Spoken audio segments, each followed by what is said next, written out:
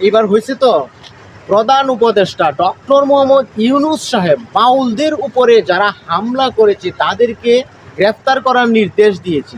হয়েছে তো, এবার হয়েছে তো, এবার ঠান্ডা তো, দেশ আরও সংকটাপন্ন, দেশের ভিতরে আরও বিভাজমান, আরও সহিংসতা উস্কে দেওয়ার এই সিদ্ধান্ত বলে আমি মনে করি। আসলে বাউলদের উপরে যে হামলা হয়েছে, কেন হামলা হয়েছে দেশবাসী আমরা সকলেই জানি। আজকে যদি তাদের ব্যাপারে মামলা কিংবা তাদেরকে গ্রেফতার করে শাস্তির আওতায় আনা হয়, আর আবুল সরকারের যদি ছেড়ে দেওয়া হয়, হেফাজত সহ ইসলামপন্থী রাজনৈতিক ধর্মপ্রাণ মুসলমানরা যেই বাউলদের বিপক্ষে, আবুলের বিপক্ষে যেভাবে ফুঁসে উঠতেছে, সুতরাং আগামী দিনে বাংলাদেশের চলমান পরিস্থিতি, চলমান সহিংসতা আরও বৃদ্ধি পাবে।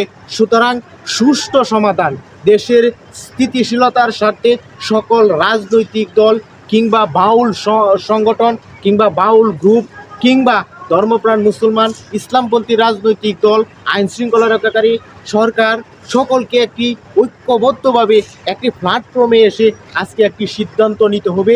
দেশকে সংকটের দিকে ঠেলে দেওয়া দেশ জাতির জন্য কখনো কল্যাণ বয়ে আনবে না।